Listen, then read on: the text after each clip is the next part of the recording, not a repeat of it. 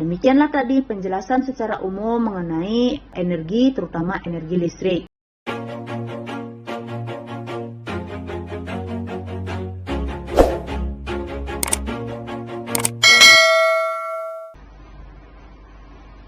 Halo anak-anakku, sahabat belajar.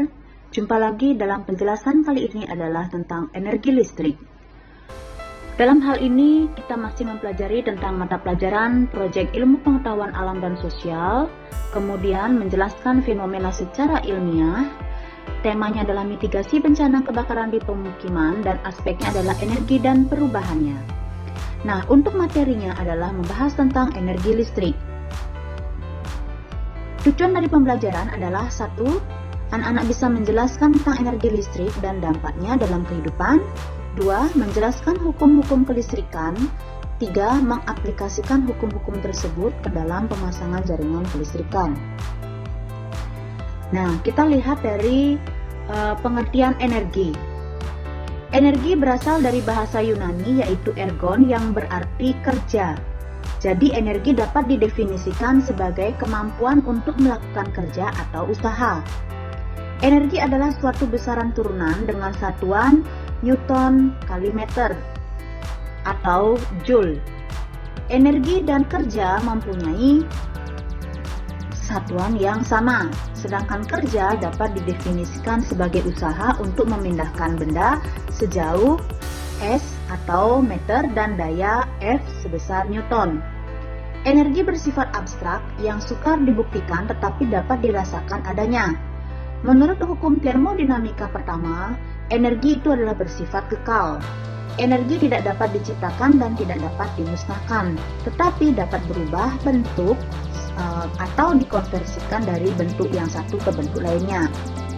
Sifat energi adalah kekal, artinya energi tidak dapat diciptakan dan dimusnahkan, tetapi hanya dapat dirubah dari energi satu ke yang lainnya.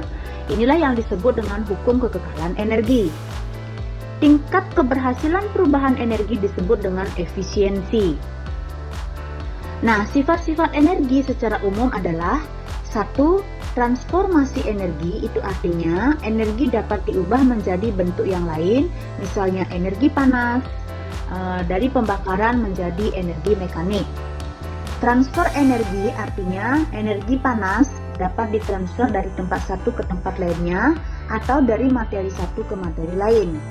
Energi dapat pindah ke benda lain melalui suatu gaya yang menyebabkan pergeseran atau disebut juga dengan energi mekanik. Energi adalah kekal, tidak dapat diciptakan dan dimusnahkan.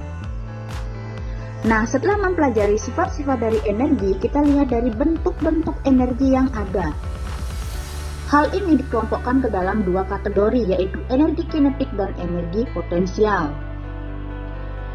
Energi kinetik dan energi potensial dapat dilihat pada video yang lainnya yang dijelaskan tentang kedua energi ini.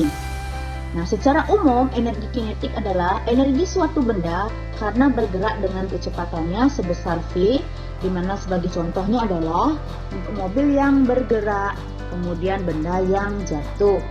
Nah, jadi untuk energi potensial ini berarti berlaku untuk untuk benda yang sedang melakukan gerakan. Sedangkan kalau energi potensial adalah energi yang tersimpan pada suatu benda karena posisi atau kedudukannya. Contohnya adalah energi potensial air, artinya energi yang dimiliki air karena ketinggiannya dari permukaan. Contohnya adalah air waduk di pegunungan dapat dikonversi menjadi energi mekanik untuk memutar turbin. Selanjutnya dikonversi lagi menjadi energi listrik. Nah, maka jelas bahwa energi potensial dari suatu benda itu akan berubah bentuk ke bentuk lainnya.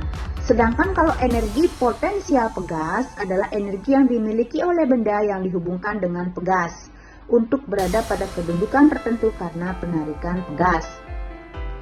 Nomor C adalah energi mekanik, yaitu energi total, yaitu penjumlahan antara energi kinetik dan energi potensial. Berarti EM, ya, energi mekanik sama dengan EP plus EK atau EK plus EP. EK itu adalah energi kinetik, EP itu adalah energi potensial. Adapun energi atau kerja mekanik pada mesin-mesin panas adalah kerja yang dihasilkan dari proses ekspansi atau kerja yang dibutuhkan proses kompresi. Energi mekanik merupakan energi gerak, misalnya turbin air akan mengubah energi potensial menjadi energi mekanik untuk memutar generator listrik. Setelah energi potensial, energi kinetik dan mekanik, yang keempat ada energi elektromagnetik, yaitu bentuk energi yang berkaitan dengan radiasi elektromagnetik.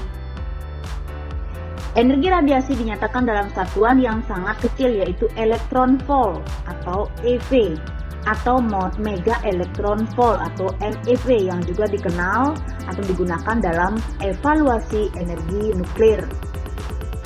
Energi kimia yang kelima, yaitu energi yang keluar sebagai hasil interaksi elektron di mana dua atau lebih atom atau molekul berkombinasi sehingga menghasilkan senyawa kimia yang stabil. Energi kimia hanya dapat terjadi dalam bentuk energi tersimpan. Energi nuklir adalah yang keenam, ini adalah energi nuklir, yaitu energi dalam bentuk energi tersimpan yang dapat dilepas akibat interaksi partikel dengan atau di dalam inti atom. Energi ini dilepas sebagai hasil usaha daripada partikel-partikel untuk memperoleh kondisi yang lebih stabil. Satuan yang digunakan adalah juta elektron reaksi. Pada reaksi nuklir dapat terjadi peluruhan radioaktif, kemudian ada fisi, dan ada reaksi fusi. Yang ketujuh adalah energi termal, yaitu bentuk energi dasar di dalam di mana dengan kata lain adalah semua energi yang dapat dikonversi secara penuh menjadi energi panas. Jadi termal itu artinya panas. Energi angin adalah energi yang tidak dapat habis. Materi utama berupa angin dengan kecepatan tertentu yang mengenai turbin angin sehingga menjadi gerak mekanik dan listrik. Nah, yang terakhir adalah energi listrik, adalah energi yang mampu menggerakkan muatan-muatan listrik pada suatu beda potensial. Nah, demikianlah tadi penjelasan secara umum mengenai energi, terutama energi listrik.